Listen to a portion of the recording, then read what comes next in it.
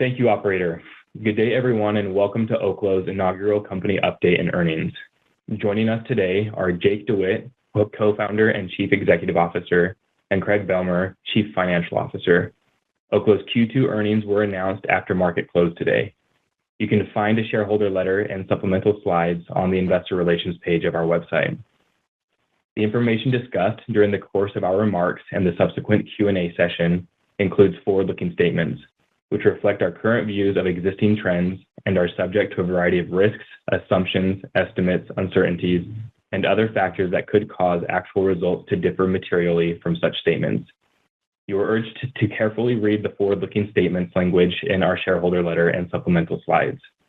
You can find a discussion of our risk factors, which could potentially contribute to such differences, in our most recent filings with the SEC.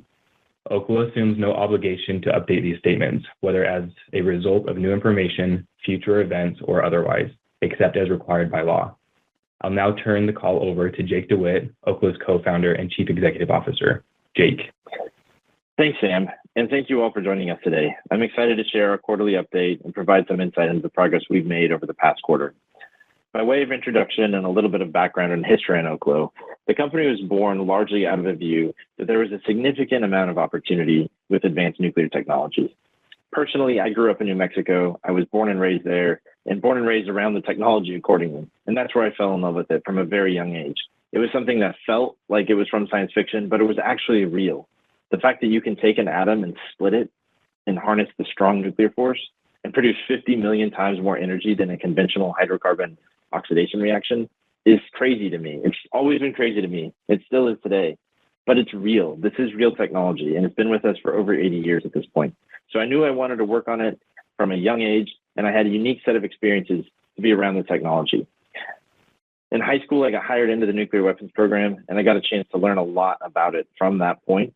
And from there, I got a chance to springboard into a number of different facets of the industry, from academic and government R&D to licensing and procurement on the fuel enrichment side, to commercial reactor design and R&D, as well as research projects on the academic side, touching conventional large light water reactors, as well as next generation advanced reactors. Along this path, I started to see a clear picture of what I thought was the case when I went into it, which was new technologies were going to be what ushered in some of these new areas of growth for nuclear. But that was only part of the story. In fact, it was much more oriented to fundamentally needing to do some new things in the space.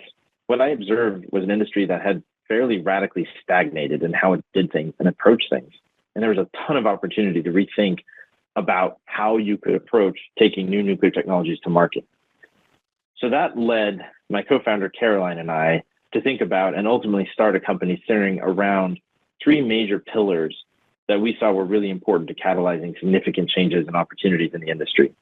Those centered around taking, first, a different approach on the business model, second, a different approach around the size of the reactor, and third, a different approach around technology. So to kind of pick at those things really quickly, first on the business model side, this is a really important differentiation point for us from how things have been done and are done, generally speaking, across the industry.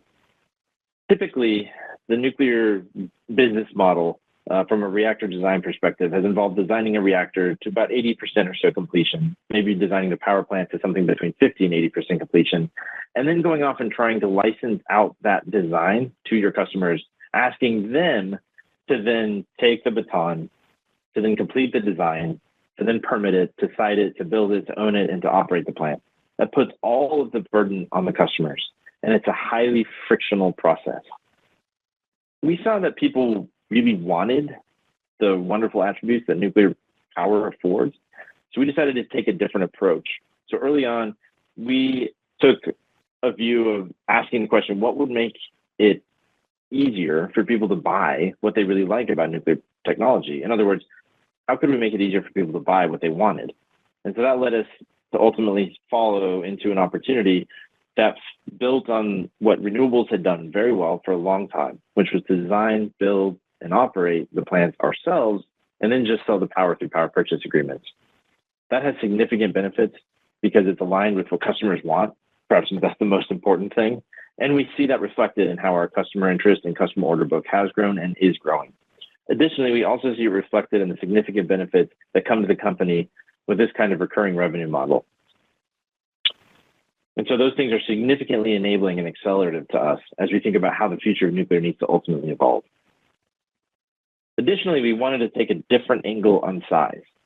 We didn't want to start at bigger size ranges like a few hundred megawatts or even a gigawatt like today's plant. Instead, we wanted to start as small as we reasonably could so that we could have a technology that could service a market of reasonable size and grow into. So not so small that it's kind of like a toy or niche system, like a few hundred kilowatts or so, but actually big enough so that you could service a large market and grow into it.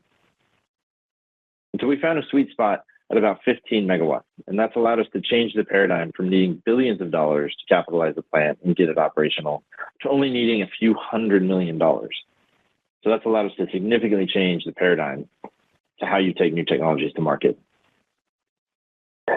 And finally, we took the approach on pursuing what we see as the best-in-class economic potential from a technological perspective. Specifically, we're working on what's called a liquid sodium-cooled fast reactor technology. That means we use liquid sodium as the coolant. We do that because it's a technology that has a huge amount of potential with a really rich history of development behind it. As a society, we've built and operated more than 25 of these plants around the world. We've gained over 400 combined reactor years of operational experience. We've learned what works, what doesn't work, and we know how to take this technology ultimately into the market. In the US, we notably pursued a pathway of ultimately developing and demonstrating this technology in two meaningful ways, so in two plants. One was a plant in Washington State called the Fast Flux Test Facility, and the other was a plant in Idaho called EBR2.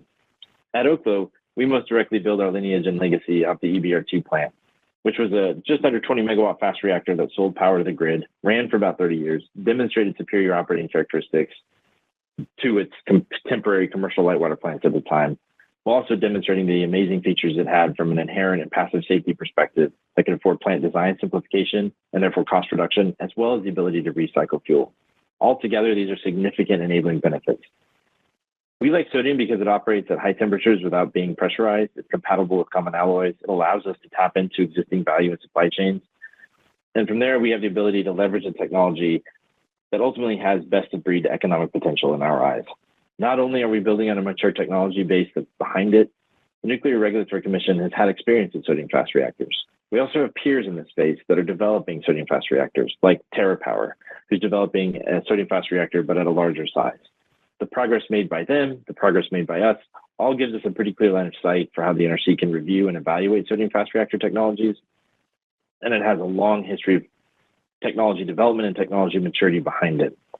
A fun little fact is most people often talk about advanced reactors or Gen 4 reactors as going to be, milestones of the first one to do some milestone coming up. The reality is the first reactor that actually produced usable electricity in the United States was a liquid metal cooled fast reactor named EBR1. It was the earlier predecessor to EBR2, and it first produced usable electric power back in 1951. So we're ultimately at Oklo very excited to build up on the legacy of this technology and stand on the shoulders of the giants who came before us that developed it to the spot where we can now move this technology forward.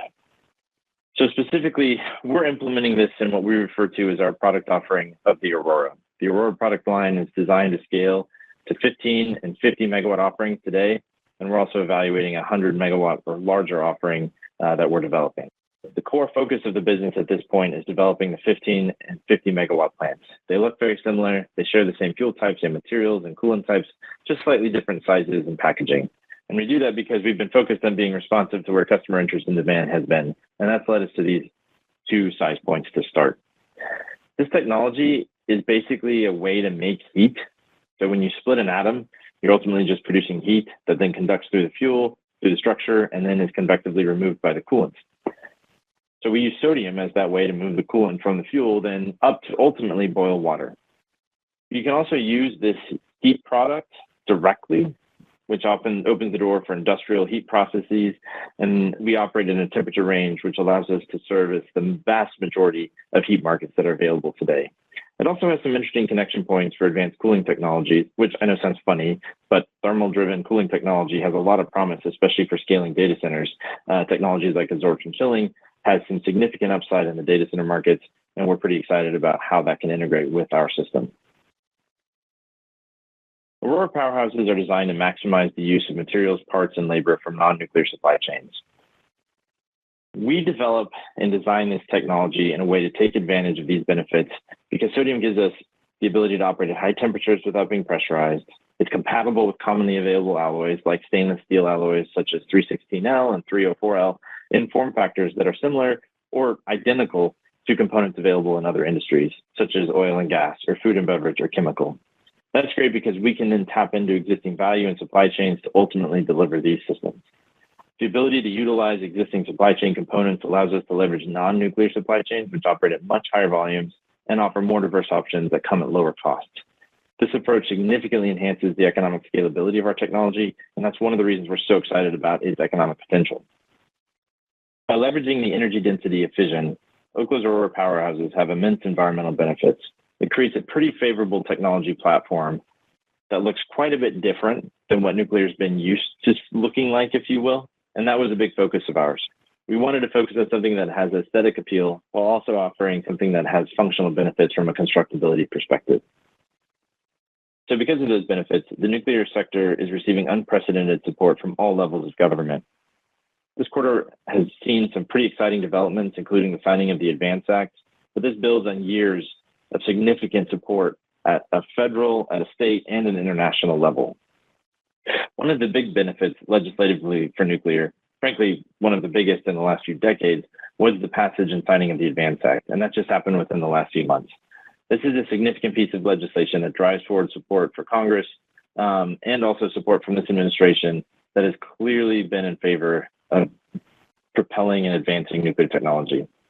It brings forward several major legislative developments and policy support levels to basically support and scale the deployment of nuclear. This includes enhancing and modernizing NRC licensing and review timelines, as well as fee structures. It also supports driving forward accelerated deployment models, creating opportunities to enhance demand signals and demand indicators from the government, as well as aligning the NRC mission towards more successful and efficient scaling of nuclear technology. There's a lot more we can talk about what the ADVANCE Act does, and we will continue to do so, but we're quite excited about what this positions the industry to be able to actually do and drive forward the deployment of new technologies going forward. Oklo is one of the most extensive regulatory engagement histories with the Nuclear Regulatory Commission, or the NRC. Accordingly, we find ourselves very well positioned to benefit as an early mover with the regulatory side. We've been the longest engaged non-light water reactor company with the NRC, dating back to starting to work with them back in 2016. We've hit several significant milestones along the path there and are positioning ourselves to do a pre-application readiness assessment later this year, spanning into submitting our next application early in the next year, followed by subsequent applications thereafter. Oklo's integrated build, own, and operate business model enables an integrated and streamlined licensing pathway that's a bit different from what the industry does otherwise. An important feature for our business model, as well as our licensing plan, is taking advantage of a regulatory approach that allows us to do all the licensing we need to do to get a commercial operating license in one step. In other words, you can take a lot of steps to get to what you ultimately need, which is a commercial operating license. And some of our peers are taking a process where they go apply and get a construction permit. After that, they can go build the plant and then apply to get an operating license, after which, if they get the operating license, they can then commercially operate the plant. Others are taking an approach where instead of being the owner-operator, they're designing the plants to get a design certification or something similar to that, like a standard design approval. Then after that, going out and then working with their potential customers who then need to go through the actual licensing process to get a commercial operating license themselves. So that means their customers still have to go get a commercial operating license, even if a reactor design company has a design certification, because that's only a piece of what you ultimately need to get a commercial license. And it's not needed to get a commercial license. So the design certification is not regulatory approval, but it's a step towards ultimately submitting an application that you're asking your customers to do to get that license. For us, we don't do any of that. We just go straight to the combined license approach.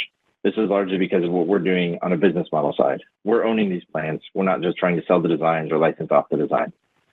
So that means we go straight into licensing and allows us to build and operate our plants, which then sets the stage for us to then pursue this one-step licensing process and have the benefits of repeatability that this framework allows.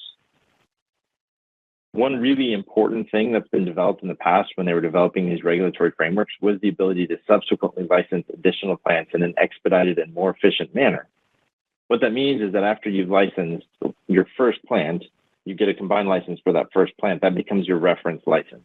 Then every license you submit thereafter becomes a subsequent license. In other terms, your reference license becomes your reference combined license, and then your subsequent license becomes your subsequent combined licenses. That benefits us because those subsequent reviews on the subsequent license applications are only focusing on the things that have changed from the reference application. That has significant benefits in terms of accelerating and reducing review timelines, while also allowing us to scale rapidly into follow-on plans. So on the design side, our product roadmap includes 3 reactor sizes to meet customer needs based on what we're seeing in the customer market, and that spans megawatt to gigawatt scale deployments. What's great about this is it also positions us to have the benefits of spanning across a bunch of different markets according to these size offerings. We've long known that there's not a one-size-fits-all design in this space. Instead, we wanted to start as small as we could for the aforementioned benefits, but then have a pathway to scale using the same technology. So we are currently offering a 15 megawatt and a 50 megawatt plant, and are also developing a 100 to 200 megawatt plant as well. These are all very similar looking technologies as we scale up, but just slightly bigger from a physical footprint. We are targeting 15 and 50 megawatt ranges to start because based on the feedback we've seen from our customers, that's a really great size range to be in to meet their needs.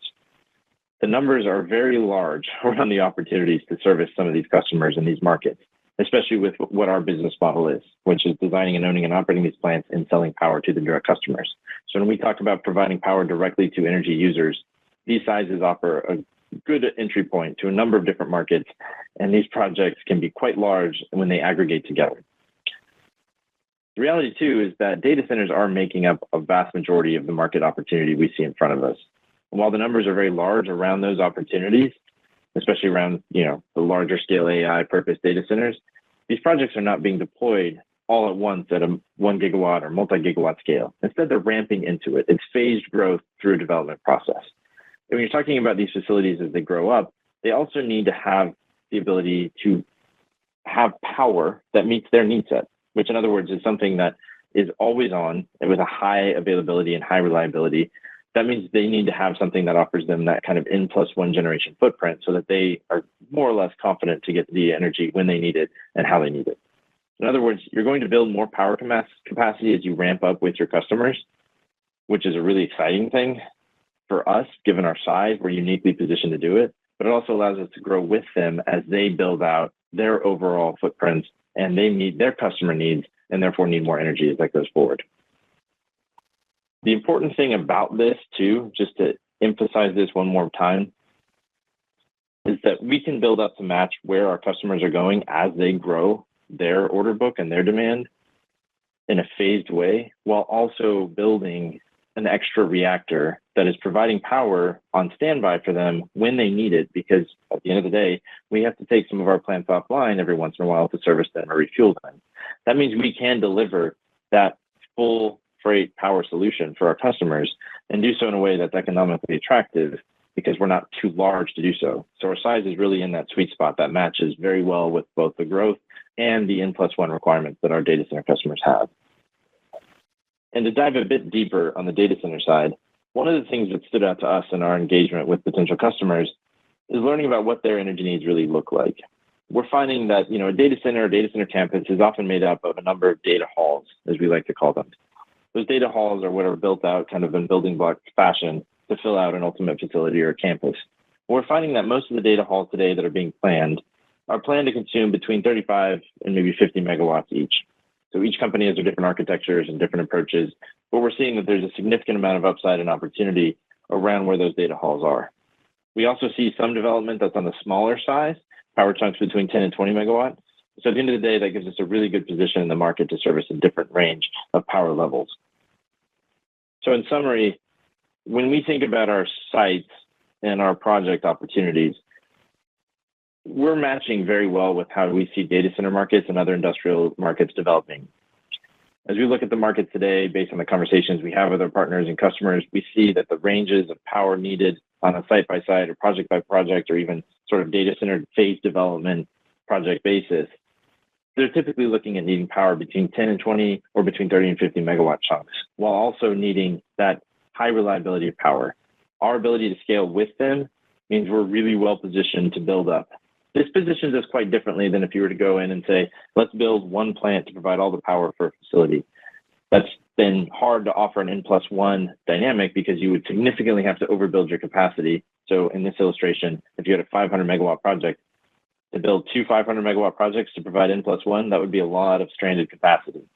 Whereas for 500 megawatt projects, we could build 10 50 megawatt plants with then an additional 50 megawatt plant, so 11 total, to offer that N+1 reliability while also offering the same amount of power.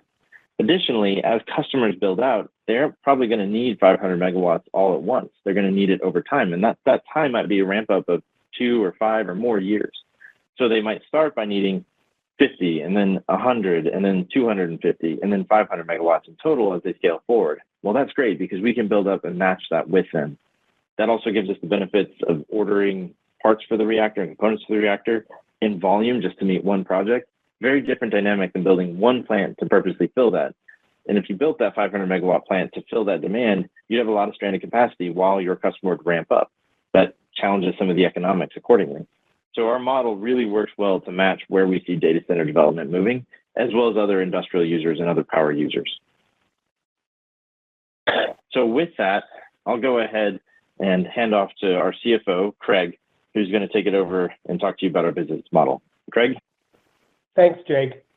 As we highlighted at our Investor Day presentation back in February of this year, slide 15 shows how we have developed and are implementing a business model with 5 key attributes that can be seen on the right-hand portion of this slide, namely recurring cash flow from power purchase agreements. We expect these contracts to be at least 20 years in duration, which supports our build, own, and operate business model. Second, capital-efficient approach to asset deployment, enabled by the size and technology foundational pillars Jake discussed earlier.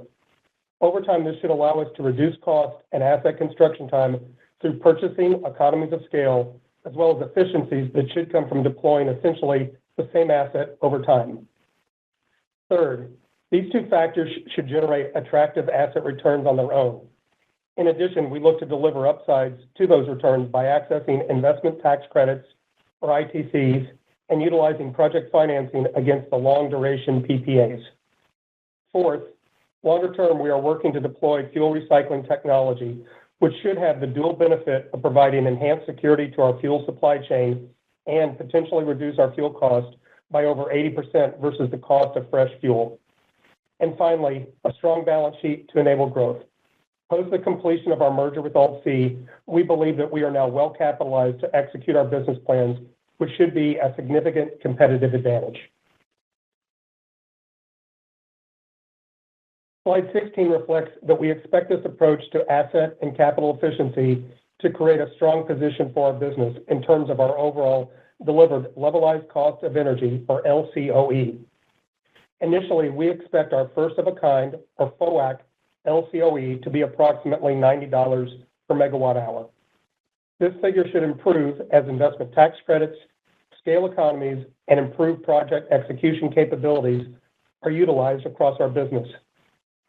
The overall ability to produce power 24 hours per day and at a high capacity factor should make our overall LCOE very competitive versus other clean energy alternatives. Finally, I would note that this chart does not reflect the potential upsides that can be achieved through the deployment of fuel recycling technology. Moving on, one question we've been asked is how we plan to capitalize the business going forward. One of the benefits of the extremely low level of redemptions from our merger with OKLO is that not only does it put us in a great position to execute our business plan, but it also means we can be strategic as we develop and implement a go-forward financing strategy. Moving left to right on chart 17, you can see that over time we expect to utilize OKLO's equity in the form of cash on the balance sheet to finance anywhere from 25% to 35% of our projects, with the remaining 65% to 75% being financed potentially through a mix of project financing, tax equity structures, and the DOE's Loan Program Office. We are currently assessing each of these options across a number of lenses, and we'll provide further updates as our plans mature. As we have discussed at numerous investor and analyst meetings, we believe it is clear that there is significant untapped demand for the clean, affordable, and reliable power that nuclear in general can deliver, and that is ideally suited for Oklo's build, own, and operate business model. On slide 18, we see 4 macro trends that are providing tailwinds to our industry, which include increasing electricity demand, decreasing electricity capacity, grid reliability challenges, and decarbonization targets. Moving to the next slide, the impact of this growth at the macro level is providing increased demand for Oklo's clean, reliable, affordable offer, as reflected on slide 18. As we have previously discussed, we are targeting customers across the 6 market sectors reflected on this slide. In the 12 months, we have made announcements across each of these sectors, with the exception of master plan communities, but we do have commercial discussions underway with customers in this sector as well. Overall, we believe the strong level of customer interest and traction demonstrates the applicability for our Aurora powerhouses across a variety of use cases and should create a very strong pipeline of business to underpin sizable revenue growth. As reflected on the left bar on slide 19, at the time of our announcement of our merger with AltC, we noted that we had over 700 megawatts of business that had been signed to a combination of memorandum of understanding and letters of intent. Since that time, we've made new announcements in the data center market sector with Equinix and Wyoming Hyperscale, as well as an announcement with Diamondback Energy in the oil and gas sector. These more recent announcements have also served to demonstrate our customer-oriented approach, whereby we look to deploy 50-megawatt powerhouses to meet the needs of those customers. I would also like to point out that this customer momentum is continuing. May 10th was not only Oklo's first day of trading on the New York Stock Exchange, but also a day where we saw sizable inbound inquiries from customers looking to buy power from Oklo. As such, we expect to make more customer announcements during the remainder of 2024. I would now like to turn back over to Jake. Thank you, Craig. As we talked about a bit before, we have some significant advantages with respect to our timing in the market as well as our product offering. After closing the business combination with AltC, we raised a significant amount of capital through that process, leading to a well-capitalized balance sheet to now execute against our plans. We are uniquely positioned in the advanced nuclear industry with respect to being the only company that has a site use permit to build our first plant at Idaho National Laboratory, the site use permit from the Department of Energy, and having fuel that was competitively awarded to us from Idaho National Laboratory, both received in 2019. That's on top of the significant regulatory traction we have to date. Additionally, the differentiation with respect to our business model, our size, and our technology make us well positioned to capitalize on the significant amount of opportunity in the market space building up today. Over the course of the next few years, we have a couple of exciting milestones to look out through. And as we think about the growth of the company, we're excited about the transition from turning our first plant on into growth and scale from there.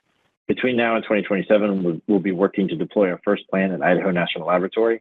This is a fully commercial plant, and it's a plant that we have a site use permit for, we have fuel for, and we have significant regulatory traction around. In parallel to this, we'll also be developing plants in other areas and other sites to meet our growing customer needs and looking forward to ramping up our growth after 2027. Over the course of the first and second quarters of this year, we hit several major milestones. We closed the business combination and started trading on the New York Stock Exchange.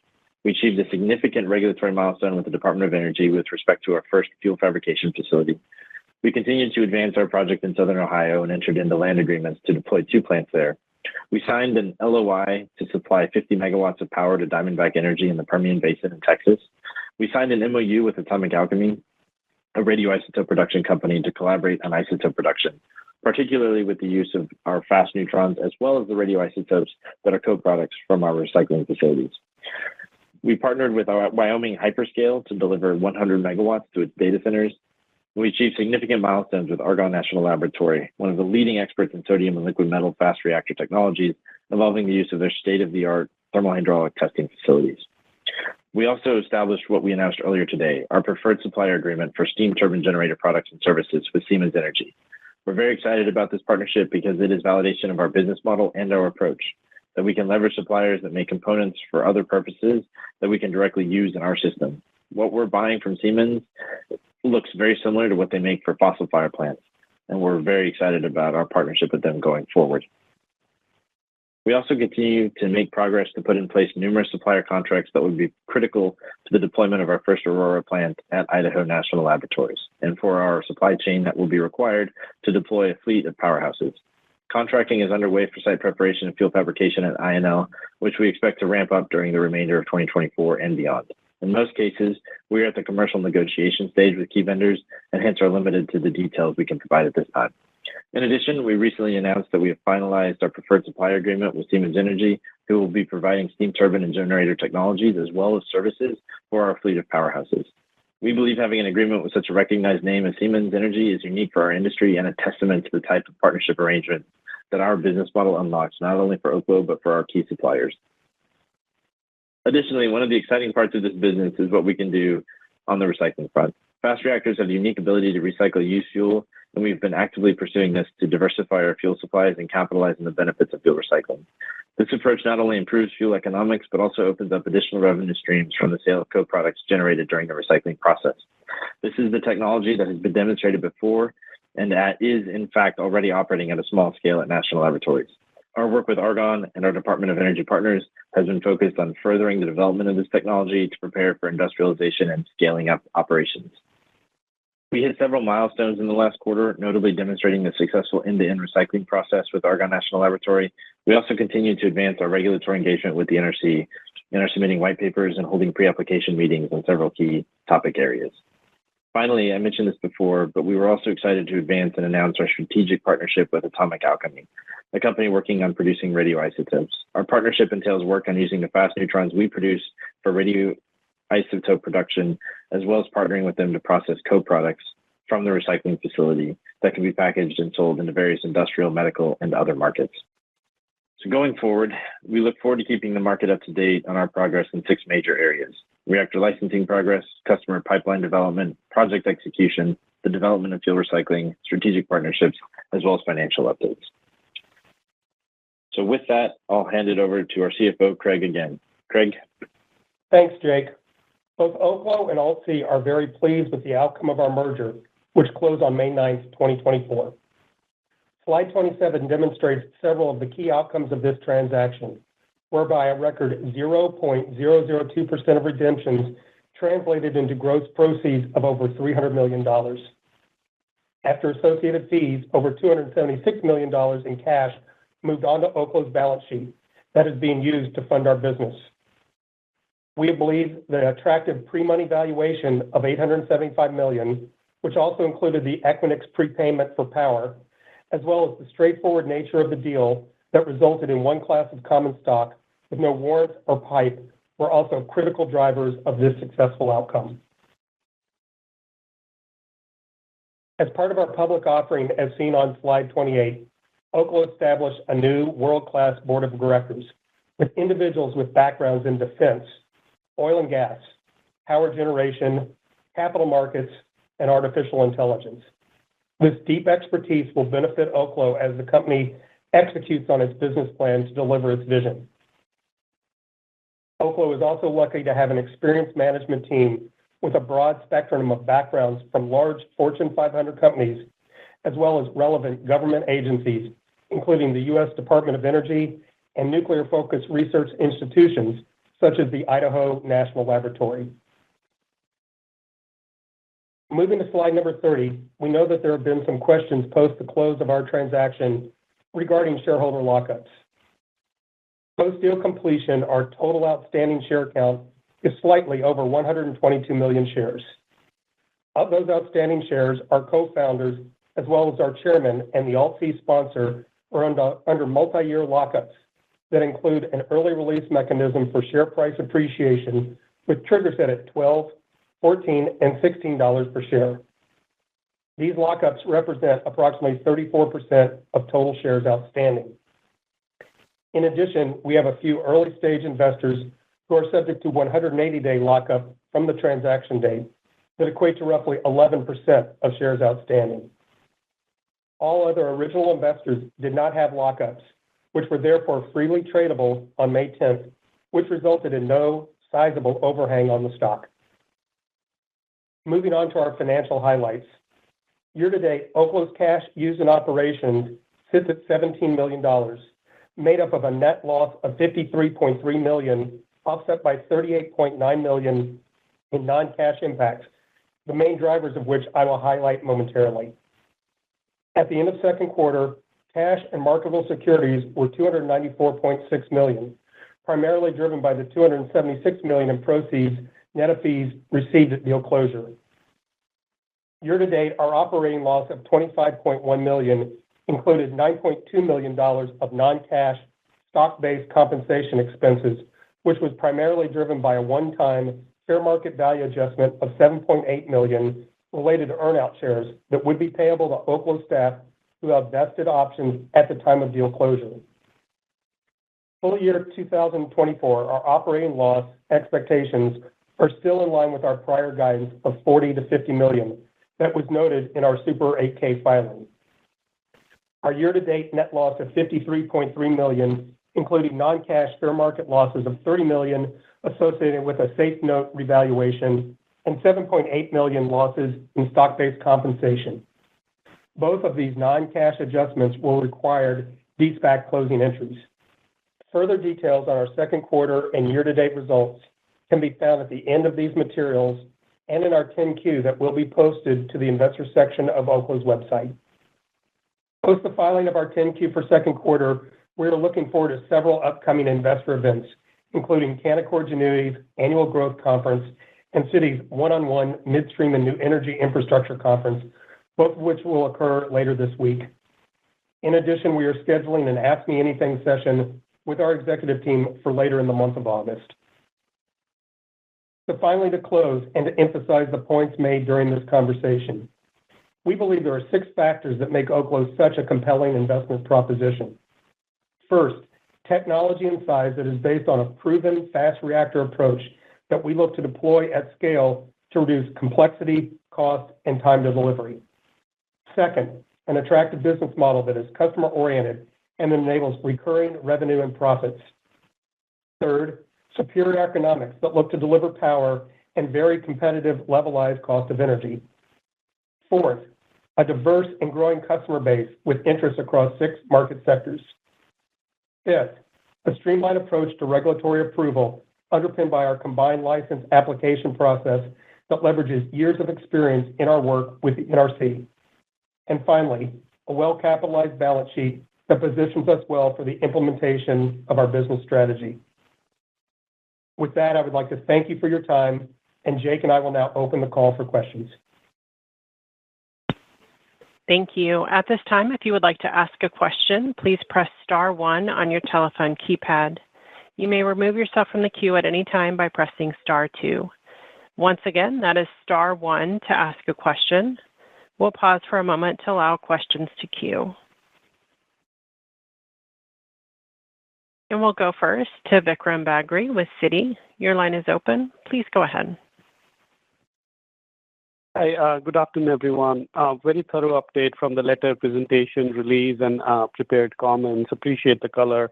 To start off, very impressive increase in pipeline from 700 megawatts to 1.35 gigawatts now. The letter cites the Alt-C merger as one of the drivers of the increase. I was wondering, like, what led to this meaningful increase in the pipeline? Is it due to more visibility from the merger? Is it driven by data center AI power needs or more liquidity now that you have to actively engage the customers and or progress on regulatory front? If you can identify what's sort of like driving this level of interest and what sectors are majorly contributing to this demand? Sure, Vic. It's Craig. I can take that. So the growth from 700 megawatts to the 1.3, 1.4 gigawatts was really the result of the things that we announced between deal announcement and deal closure. So that would be the Equinix transaction, Wyoming Hyperscale, Diamondback Energy. But what we did see on May 10th is Jake's phone started to ring off the hook and Brian Gitt's phone started to ring off the hook with even more customers expressing interest. But I think there probably was an element of some of those customers wanting to see if the deal would close and at what level the deal would close. And once it did, I think that gave them confidence to progress business development conversations. So I would actually think that as those conversations progress, and when we do an update in the third quarter, that 1.3 to 1.4 gigawatt, we could be in a world where that figure could be higher, and we'll continue to work on those announcements or those deals with customers, and we hope to have more to announce in the coming months. Thanks, Greg. And then on a related note, the slides mentioned that you're looking at converting a lot of these letter of intents into PPAs later this year, next year. I was wondering if you can talk about how many of these cases are you doing site evaluations? How are you thinking about doing site evaluations? And then how are you incorporating fuel costs in your PPAs when you convert these LOIs into PPAs? Will fuel costs be passed through? And then finally, we've seen significant increase in capacity prices in recent auctions. If you can also talk about the PPA rates that you're seeing in the market, it seems like those should be higher, much meaningfully higher than what you had indicated at the time of the merger. Yeah, thanks, Vikram. This is Jake. It's a good set of questions and a good thoughtful set of questions. I think from a matriculation perspective, what we're excited about seeing is kind of a pool of LOIs that then set the stage for us to start working with each of those customers, as well as others in the pipeline that are coming forward to then identify basically site-specific considerations that move into the PPA negotiation process. So right now we are actively looking at site exploration around several of the partners we've announced about where not just where to go, but where on their specific sites of land that they already have make the most sense to deploy. So we're going through a characterization process there. We have a methodology we've developed and we've been working on and basically executing against with our partners to identify what makes the most sense for their needs and for our needs. So those things all then play into the specific PPA terms and pricing development. In the LOIs, we try to set those forward at least at that stage to make sure we're all working in the same direction. But then that will help sort of fine tune what's to be expected based on the specifics that evolve during the actual PPA negotiation process. PPA negotiation takes a long time, so we're excited to be in those discussions with several groups, and we're excited about more kind of continuing to migrate into that space. That said, in terms of the question around fuel costs, I think what we're seeing, and this ties to the other part of your question, which is right now energy pricing is quite constructive to what we're doing because there's a significant demand uptick, of course, for a lot of reasons. To your earlier question, if you look at the 650 megawatts we brought forward and announced here over the second quarter, 600 of those megawatts were for data centers. So that is, I think, a somewhat reasonable approximation for the breakdown in customer input or engagement that we're seeing by sector. But accordingly, we're seeing obviously demand, limited supply for power. That's constructive to us, of course. It allows us to monetize those benefits, and have some leverage in that case, which is great. But since fuel is a scarce item for everybody in the nuclear side, scarce is the wrong word. Since fuel is a pricing, I would say, a volatile pricing input for everything in the nuclear side right now, especially for new advanced plants. We found that there's an openness to fuel cost pass-throughs, and we have a unique advantage in the fact that as we pursue recycling, it also opens the door for our customers to be quite open to having the discussion of fuel cost pass-through if they can also then get the benefit of the fuel cost savings if recycling comes online, when and if recycling comes online, and so that creates a pretty, I think, favorable dynamic for us, so that we can not get hung up early on necessarily with some fuel pricing volatility, but have a pathway to get to market. And then, that helps us drive the case for deploying recycling even sooner, which then helps us deploy more reactors and lower costs altogether. Thanks, Jake. I have a couple more, and then I can jump back into the queue. I was wondering if you can share, Jake, how many pre-filing discussions you've had so far. And the letter indicates the first plant will be by 2027 versus the previous expectations of, in 2026 or 27. I was wondering if I'm reading too much into the language, or, there is, slight delay in the timeline. And if you can just share how those conversations are going, and how many hours of conversations you've had so far. Yeah, lots of conversations with the NRC. I think the latest tally in our slides is, we've submitted about 55 draft and technical reports to the NRC dating back through our engagement starting since 2016. We've had over 500 technical and planning meetings. It's a lot of engagement. We continue at a pretty regular pace. I would say we're meeting on average for a few hours once every couple of weeks right now as we ramp into the pre-application readiness assessment to then go forward. That's helping us and the NRC make sure we define the scope of what we expect out of the readiness assessment appropriately and move forward from there. One really significant feature, but puts a lot more work on companies, but again, I think it's a significant feature, is the flexibility that the NRC has in terms of how you can ultimately get a commercial license from pre-application all the way through licensing. So there's a huge menu of items you can choose from. And what's nice then is each company can kind of pursue the path that makes the most sense for them. And for us, that works very favorably because of our business model, we're going straight to build, own, operate. We go straight to the license to actually build and own and operate the plant, as opposed to taking steps to get like a design certification and then have to go through the process we're going through, or take the steps to get a construction permit and then get an operating license. Instead, we do it all at once, which has some significant efficiencies for us. And then similarly on the pre-application side, as we ramp into preparing for submitting the application, you can do all sorts of things in that pre-application process to make sure you're moving forward, you're sort of retiring the risk as the company engaging as the pre-applicant accordingly, and getting the right feedback with the NRC and helping the NRC accordingly prepare for a review. So it's highly iterative, it's highly dynamic. We're engaging with them on the reactor front as well as now on the fuel recycling front and the larger scale fresh fuel fabrication front. So a lot of activity there. But at the end of the day, we're working to basically be in a position to submit an application as soon as we reasonably think we can get to, which is in next year. Sort of looking at having that application go in next year, followed by subsequent applications to come in the latter part of next year, depending on the timelines of how those PPAs and other things develop, to then have several and staggered review. And that's a big feature for our model as well, is the benefits that come from having multiple kind of in a staggered parallel review path. In terms of the timeline, I would say, when we announced the deal, we were looking at 26, 2027. Kind of that was built somewhat under the context of us closing the deal not with the possibility that we could close the deal in 2023, because that ended up happening closer to the midpoint of 2024. I think that's where it kind of delayed some of the deployment of the full capital to then start executing fully against that. So it kind of fully shifted us towards the 2027 date. Additionally, there are some other factors that, are on hand with respect to, how we're working through on the supply chain, the site development, and all those other pieces. But so far, those have largely been moving forward reasonably well. It's nice for our first plant that we have fuel awarded and allocated to us. We're not subject to some of the supply limitations for that first plant. Of course, we will be for our subsequent plants, so that's why we've partnered with Centrus and others to actively work through that. But it's nice to take some of that risk for your first plant off the table, which is a big deal for us.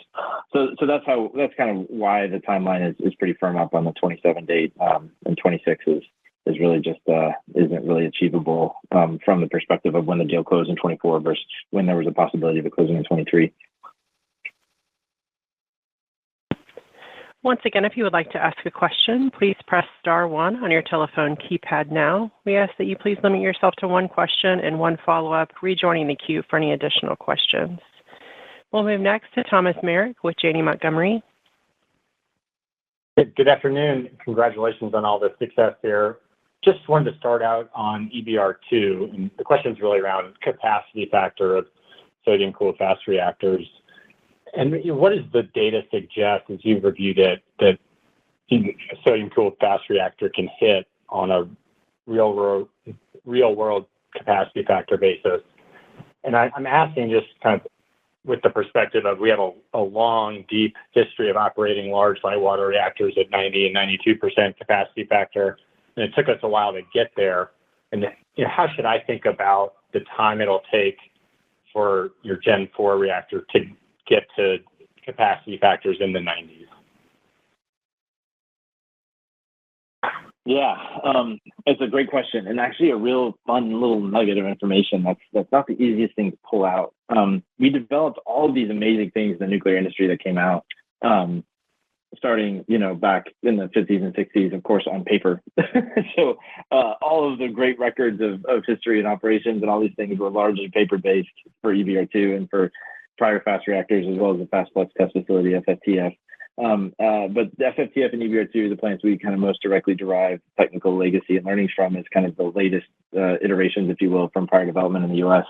The reason I point out that they were on paper is it makes accessing that less scalable, historically speaking. There's been a big effort to digitize all those records, which has been great. We've been pushing forward on that. We've been working, and very thankful for the work that the National Labs and the Department of Energy has done to do that, because that stuff is a, treasure trove of information and data.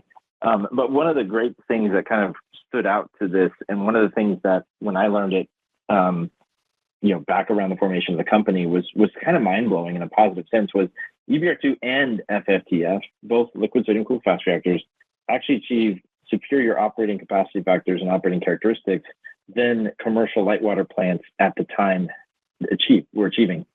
And to me, the thing that's great, and there's reasons why, but what was even more incredible about that to me was that both of those reactors, their job was not to produce power. Their job was actually to test materials and fuel. So they're moving stuff in and out of the reactor at a high cadence, at a high frequency. It means you're shutting it down, turning it back on, shutting it, intentionally doing all of that. And they still beat what was going on the light water side. And there were contributing factors you can pull out more information from: occupational dose rates, other things like that, that can affect and dictate sort of operational timing and maintenance timing and how you work around the plant and what you can service in the plant while operating and without having to take the plant offline. All of those things were actually, generally speaking, lower than what you were seeing commensurately at commercial light water plants. And a lot of that gets the inherent kind of sort of design and, I would say, benefits of sodium fast reactor technology. The fact that it showed you could do those things was a huge validation point that you could achieve commensurate, if not superior, operating capacity factors. At the end of the day, I think we can slightly beat. We can get up into the mid 90s. I think is a trajectory we can get to potentially as we build out and get a lot of experience. It's going to take some time to get there though, because like you pointed out, we have tons of operational experience with light water reactors, and a lot of that is directly applicable to us, but not all of it is. But thankfully, there's experience with what we're doing in the past that was quite successful that we can draw from accordingly and then benefit from that. So the fact that we're already starting at a better place than sort of light water plants were, 40, 50 years ago, to me gives me a lot of confidence that we have a pretty good trajectory to actually, outperform those technologies, at least match those technologies, if not outperform those technologies. And as we work with potential customers, we generally build in some flexibility in how we want to scope what our early plants are going to be operating at from a capacity factor perspective, just so we can obviously get through those sort of initial learning curves to get these things going into the higher end ranges of capacity factors that we can achieve. But it is the only technology that in a meaningful way actually outperform light water plants. Everything else has actually been pretty significantly worse than light water. It's because light water is a great technology. This just happens to have some features that make it fairly operable, or operator friendly, I should say. All super helpful. Thank you. And then on the demand side, just curious your thoughts around the defense applications, just thinking of defense innovation solicitation from earlier this summer, just thoughts around that, or just micro reactors at defense generally speaking. And then just kind of sneaking the last one in here, kind of an administrative question, but how do I think about programs with the DoD and NRC licensing? And is there like a crosswalk there that makes, one more easier than the other? Just generally how to think about those licensing programs. And that's it for me. Thanks. Yeah, of course. No, great questions. On the defense engagement, we've been actively working obviously with the different departments and the different branches in the Department of Defense for some time. A year ago we were awarded the first round awarded initially for the Eielson project up in Alaska. As that had been a threat of a protest, the kind of conservative, cautious procurement actions that is very common today in terms of the protest cycles of the Defense Department, that was then pulled back to then update the review. It was then re-awarded to us in February. Then there was a protest file that was pulled in March. It's going through the next updates there. Given the cadence before was about 6 months, we expect, hopefully that we'll be entering into kind of an update on that front as well. The fact that we were awarded it twice gives us some confidence. But of course, we'll see kind of where that moves. The thing is we're offering something based on that call. And then if you look at the Defense Innovation Unit kind of call, it's pretty well aligned with what they're looking for in terms of business model. And we have some flexibility to get down into the size ranges they want to be looking at. We're not going to be serving the 1 megawatt and kind of small scale. We see a lot more opportunity, obviously, at the higher ends of those ranges, but we can definitely perform and deliver a very competitive and attractive solution. So, we're going to see how those projects and those things develop. At the end of the day, the energy needs that we've learned from the Defense Department and what they project forward is quite diverse in offerings. So there's going to be, I think, multiple solutions that can offer, multiple companies that can offer different solutions that are successful for them. And we see ourselves being positioned potentially to be one of those, especially given our sort of prior success there. One of the things that was part of the Air Force call was they wanted it to be licensed with the Nuclear Regulatory Commission. But generally speaking, and there's a lot of nuance here, but generally speaking, the Defense Department can actually authorize their own, nuclear plants. So that is a pathway some are looking at pursuing. Some of the branches and some deployment cases are looking at, as well as the potentiality. The thing we like about that is it provides sort of in our perspective, a backup option to the NRC, but it also provides a good sort of motivation that, hey, look, this is something that can be done, but their preference is that the NRC does it. And their preference isn't based on just wishing and hopeful thinking. The Air Force has been around some of these NRC meetings dating back to 2018, maybe even earlier, but like they've been engaging there to know that this is something that they have confidence that can be done, right? I can't speak fully for them, but from what we've seen, what they've identified is what's important about what they're offering. Powering these bases is mission critical for them. So they aren't going to be sort of jeopardizing that with some hopeful thinking about what a regulator can do. Instead, I think they made those decisions intentionally based on what they expect to be able to be done. That said, they also have optionality, which gives them great positioning, and we see that as, generally speaking, a broad benefit for everybody, us included, as well as others. So that's kind of how we see that playing out. The nice thing for us in general, it's sometimes very nice to work with government-owned land because it's well understood. It can also be challenged, obviously, because it comes with the fact that it might have other things around and on it. But at the end of the day, there are some benefits there. So our model of being able to site where a customer wants us, including on their land, works pretty favorably for us and for the off-takers. Jake, it's also one of the reasons why we were really glad to get somebody like retired General Jansen on our board to get insights around that market sector. I would also note that, I think this call was scheduled to end at 6 p.m. Eastern Standard Time, but Jake and I are more than happy to stay on and continue answering questions. We'll move next to Ryan Finks with B. Riley. Hey guys, thanks for taking my questions.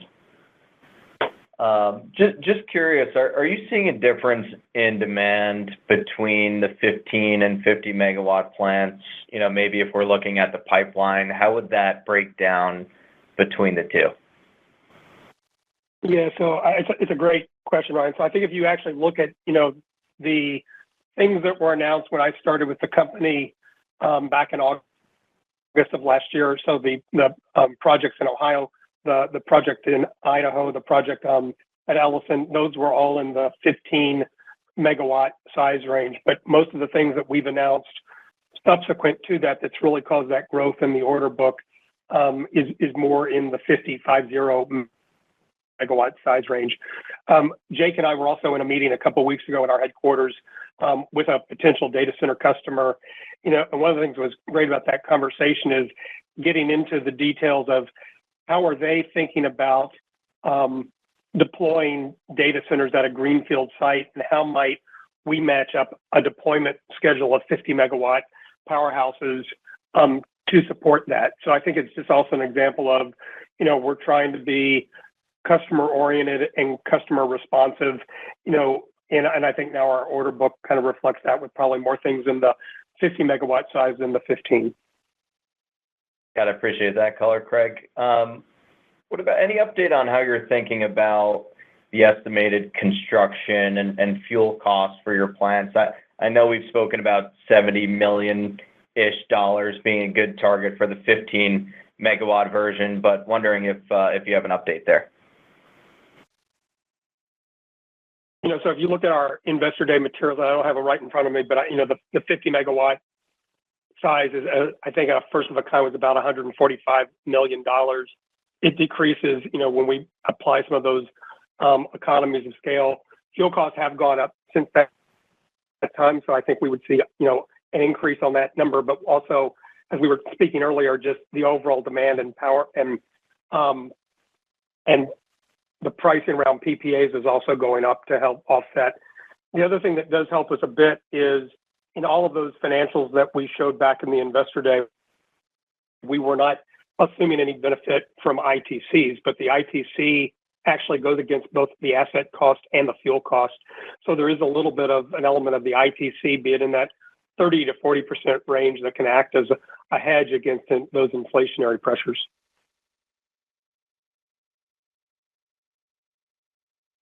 We'll go to our next question from Jeffrey Campbell with Seaport Research Partners. Good evening, and thank you for all the color. As you think about possible Title 17 loan applications, is this effort aimed more toward installations after the initial Idaho National Laboratory installation? And if so, are you thinking more about a project-by-project type of financing or perhaps multiple projects in one application? I think, Jeff, at this point, we're probably looking at both of those scenarios. And there's probably a middle ground that if we do have a project that is made up of more than one powerhouse, you could actually bundle that up as well as we look at exploring financing strategies. The other thing I tried to call out in the slide that looked at that mix of, for each project, how much is coming from cash off the balance sheet versus financing structures. One of the things that Graham Johnston, who's our treasurer, and I are starting to look at is overall what would be the right mix around tax financing structures, things like the loan program office, as well as project financing structures, just so we can get both the right mix of cost of capital. But, not all financing structures are created equal in terms of the effort it's going to take to put one of those in place. Okay, thank you. As you look ahead to a time when you have multiple installation projects operating simultaneously, do you imagine that the work will accrue to a handful of EPCs who will have aligned to your work, or is it going to be more of a separate EPC aligned to each separate project? Yeah, it's a thoughtful question, and it's more the former. Our view strongly has been to create and maintain a competitive environment amongst the EPCs and work with a number of different ones based on sort of regional and maybe site-specific experience, characteristics, or preferences. But that way we have, diversity in our sort of EPC bench while also having flexibility and also having, I would say, competitiveness from a cost perspective. And that's, I think, quite constructive for what we're trying to do. That said, it does, like, some of this does get specialized as we look at certain specific deployment scenarios, or, for example, certain defense projects.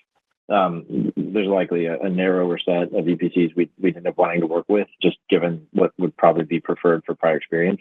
But generally speaking, on average, we expect to have, kind of a relatively deep bench of folks that we can work with accordingly to get these things built out and scaled out accordingly.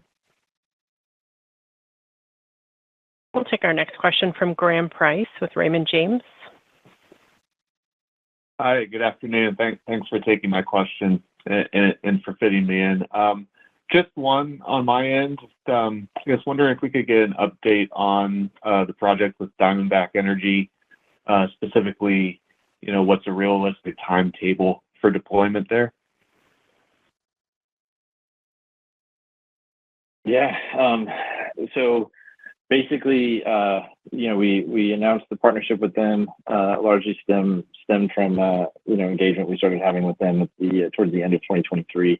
So we're going through the process of identifying the specific sites they want us to be on. The specific site of the number of sites they're looking at they want us to be on. From our perspective, we view this as a kind of an initial project. I think given what we see as sort of the demand projections for electrification in the Permian. This is just like, a toe in the water, so to speak. So an exciting one, but wanting to obviously make sure it's impactful and also something that positions things for more successful scalability. So as we go through that effort, I think we're targeting, developing out the specific site, developing out the specific PPA, with all those factors in mind, towards potentiality for future expansion possibly. So it takes a good amount of work to go through those efforts. There's also a lot of grid constraints down there, and just broadly speaking in the Permian, but not everywhere. So obviously mindful of that kind of changes how we think about the site selection processes and down selection processes. And then, I think depending on timelines, we'd expect something in the 2028 to 2029 window for initial power generation at this point. But some of that's going to be largely dependent on sort of where and how Diamondback is going to want to proceed with the times with those specific location selection process. But that's kind of how we're marching forward on our end. Got it. And I guess just broadly, how does the opportunity set look for the oil and gas space in the Permian and other basins as well? It's pretty, it's very exciting. It's very large. I think as we see what we've been learning about, or I should say myself personally, have been learning about the opportunities around electrification and the benefits that gives to operators in the region. It's pretty promising. I think we see a pretty large order book potential down there, and our model is well positioned to kind of provide into that. The numbers are going to be, it depends on a number of factors, but we've seen people talk externally on the on like high hundreds of megawatts to a couple of gigawatts of power would be needed for electrification. And so I think as you kind of think about how to ballpark size it, I think that's a reasonable starting point. That said, part of our view and part of the sort of strategic developments we've taken here, last year we raised capital before the transaction, of course. So last year from Liberty Energy Services, and through that process got to know, Chris Wright, who then joined our board here after we closed the transaction. And given his position and expertise in the field, part of his conviction about this was obviously he loves the story around nuclear and energy abundance, but also some of the potentiality for the market development side on the oil and gas piece of things. So I see quite a bit of upside on there. I just was the one that rambled while our CFO actually spent a good amount of time in the oil and gas industry. So Craig, I don't know if you want to add anything on that. But I would just say, 30 years in the oil and gas sector, and most of the operations need to operate 24/7. They want reliability, and most of the majors have got some form of carbon reduction targets that they're trying to meet too. So I think our offer works very well to meet those needs. We'll move to our next question from Ivan Feinseth with Tigris. Your line is open. Please go ahead. Thank you. Congratulations on the progress and the first public call, and thanks for taking my questions.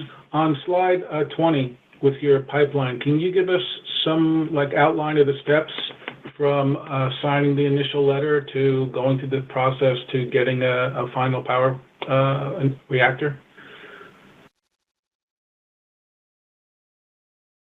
Yeah. So basically, the way this works for us, kind of from a process perspective, is as we start engaging with customers, is to sort of progress it through that relationship, because each site, each consideration around the market, each customer, when I say the market, I mean the local market consideration, each customer, everything is variable. So we go through a process of sort of, marching through progression as we engage with customers and they're interested to move forward, often starting with either a memorandum of understanding, which can kind of set a broad scope to survey things and figure out where we want to go. And then that often kind of goes into a letter of intent to effectively, purchase power from us.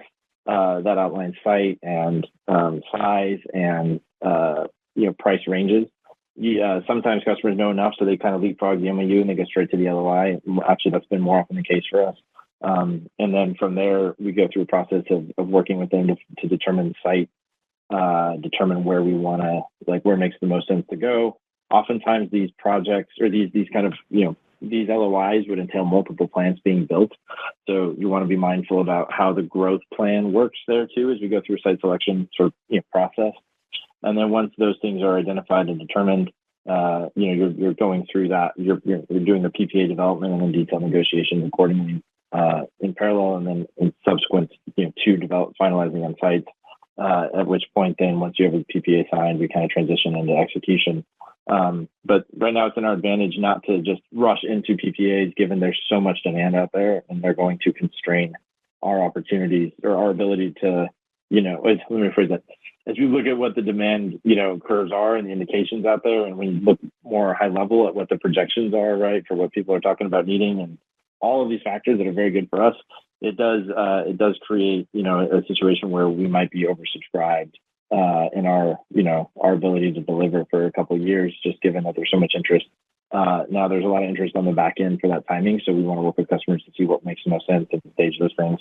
But it's a great place to be because it gives us a good position in terms of how we think about prioritization and execution accordingly. And Ivan, it's Craig. I know one of the challenges on a day like today is we put a lot of materials out there and there's only an hour to look at them, but I think it's page 8 of our shareholder letter actually has a nice little visualization of the steps from that MOU stage that Jake mentioned until actually getting a PPA in place. Okay, but now, one of my questions, let's say you have a potential customer that's already running a data center, they have land, and they want just to contract with you. Would they be able to streamline the licensing, the approval process?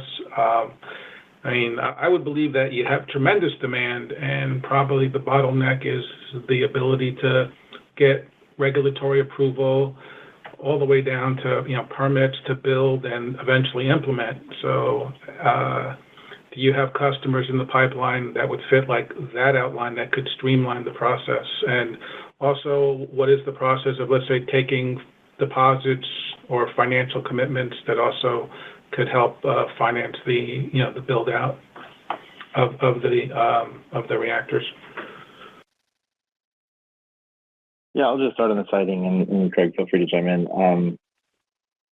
So there is some benefit when they have a site and where we want to go for various reasons. Oftentimes they have infrastructure in hand and everything else, so that does just have some benefits. But most of those benefits are going to be realized on the actual construction and installation phase. The permitting process itself, at the local level might benefit some, but that's largely wrapped up in the federal side. So you mostly are going to see those benefits kind of on the construction side. That said, it helps drive the process forward and it makes things clearer and simpler, which is a good thing when you do have a customer who's like that. And, I would say, of several, of the customers we've announced and been talking quite a bit about on the data center side, it's a mix of some have a site they very specifically know and want power at. Others have, a variety of sites that they're kind of exploring and trying to prioritize where, they're going to see the demand go and then where we can go. So it's co-iterative. So it just depends, kind of on a case-by-case basis. But I do think in general, places that have sites and have the area and the land for us to be able to go build with them have a strong advantage when it comes to, the overall speed of deployment, if that makes sense. And I would say, the question on financing, we've already got one great example of Equinix investing in the company, and every customer is going to look at those sorts of things differently. We'd be more than happy to entertain those sorts of conversations with some of our other customer sets. Thank you. That will conclude the analyst Q&A portion. I will now turn the call back to Sam Doan to address retail questions. Thanks, Jess. Our first question from our retail investors are, AI has been a big buzzword, but where else is the focus for Oklo, and what goes beyond powering just that facet of the future? Yeah, I think it's definitely getting a lot of attention in terms of, growth, opportunity, energy needs, all those things. I think we see it's quite constructive in driving, obviously, data center development and growth. But there were a couple of big macro factors in hand, even before I would say AI kind of came storming onto the scene from an energy perspective. Obviously, given our chairman has a pretty unique insight in the future of AI. We've kind of been excited about what could be in the data center side for some time, but the reality is there's been several dynamics here that are favorable for us. One is, we have the energy transition perspective in hand, in process, I would almost call it that way. That is, I think, moving at pace. That was kind of, I think we're coming up right around now is the 2-year anniversary of the Inflation Reduction Act. Obviously, a big piece of legislation and policy to move forward and try to accelerate the energy transition. That is creating a huge amount of demand for electrification, and that number might take time to fully realize. But if you look at what's on hand for that and for incentivization for that, the numbers are staggeringly large, and that's a huge amount of opportunity just there. Additionally, we also have this other big macro factor occurring, which is, let me just add some context on energy transition. It's not just generalized electrification, it's sustainable and actually scalable electrification in a meaningful way, which means, we need to have a whole portfolio or a whole of grid perspective, and nuclear is going to play a really important part of that, which is why, over a year ago, the Department of Energy had a report that projected nuclear capacity would grow like triple or so, in terms of, just meeting energy transition needs. That's a huge, opportunity alone there. And you see capacity markets recently reflecting that, the fact that capacity markets pricing in PJM went, factor 9x or something like that, a significant increase. That reflects sort of the obviously capacity factor for nuclear capacity value that a nuclear plant affords, and some of the shortfalls that some of the deployment of clean energy technology has had in terms of what it's drained on the grid and then how to make sure pricing reflects all those things. So all in all, the energy transition is one of the big pillars here for growth. That's massive in scale. The other is then, and when I mean massive in scale is, you look at those numbers and it's, tens to hundreds of gigawatts in total capacity size for that. Additionally, as we look at this massive reindustrialization occurring in the U.S., the CHIPS Act is a good example of that as we're trying to drive bringing manufacturing back into the United States. That needs energy. A lot of those facilities need 24/7 reliable energy, frankly, to run, and energy costs can be sizable for the input on that. And so I think you're going to see that increasingly play a role in as companies are looking at siting manufacturing capacity somewhere in the U.S. If power availability or access or reliability is a challenge, which it increasingly is, they're going to be turning to bring your own power solutions, which is a win-win for kind of everybody in many ways, and that's pretty constructive to us as well. So that's a big factor there. And then, of course, you have the AI side. I think those three also then catch those things in between. There's the defense opportunities around resilience. There's opportunities for just replacing retiring assets on the power generation side. So there's a lot of things here that are kind of driving forward on this. So at the end of the day, I think AI is a big piece here, but there's a lot of other demand drivers at this point. But we see AI right now moving faster than everything else. Thanks, Jake. Our next question is, could you provide an update on the expected completion timeline for your waste recycling facility? And once operational, what percentage of fuel in your powerhouses do you anticipate will come from this recycled source? Yeah, so fuel recycling is one of the things I'm really excited about. I could probably take way too long to answer all sorts of fun things about this, so try to be concise on this. Recycling provides a pretty important way to diversify fuel streams for us, as well as the opportunity to reduce fuel costs in a pretty meaningful way, while also enhancing and diversifying revenue streams for the business from co-product sales.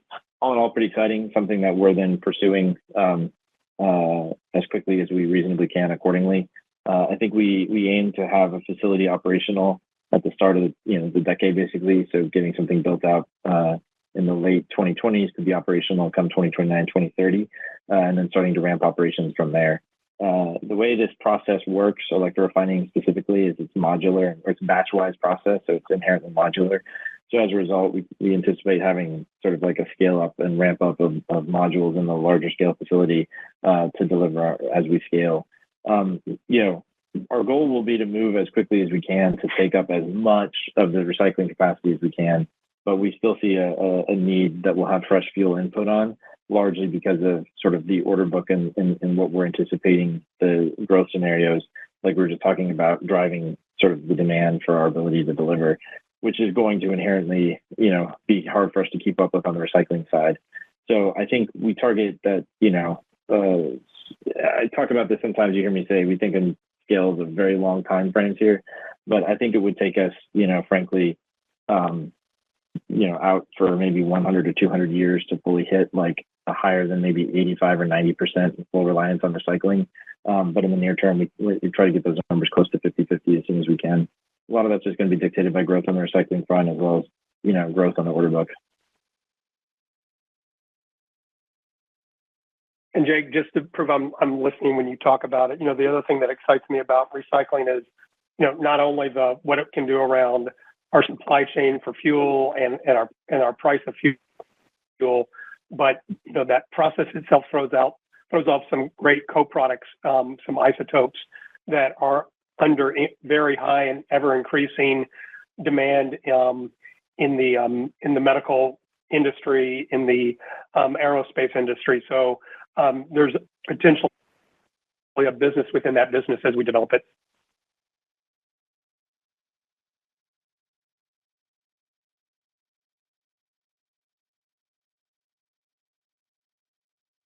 And that will conclude questions altogether. I'll turn the conference back to Jake for any additional or closing comments. Great. Well, thank you everyone for joining us today. We appreciate the attention, the time, and thoughtfulness around the questions. We're excited about these continuing, keeping you guys up to date as we proceed forward on executing against our plans and march forward, getting our first plant built, getting recycling scaled up, delivering and growing our order book, all the cool things that are going to be coming for us. At the end of the day, one of the things that motivates us here, and me specifically at Oklo, it's pretty easy to get really excited about, is what the fundamental technology affords us the ability to do. Fast reactors have significant economic upside, significant fuel efficiency benefits that, coupled with recycling, all of which is demonstrated technology, truly has the potential to be a terminal energy and climate solution. In other words, you have a technology set that's been demonstrated and proven that we now have the opportunity to scale forward that can tap into known reserves of heavy metals on this planet and power the entire planet's energy needs for the rest of the planet's durable lifetime. That's a pretty exciting thing to be motivated to work, or exciting thing to get to work on, and pretty easy to get motivated to work on. So we're very excited about, being a public company now. Looking forward to keeping you all up to date as we progress towards our goal and our mission here, and look forward to the next one of these. Thank you all. Thank you. That does conclude today's program. Thank you for your participation. You may disconnect at this time.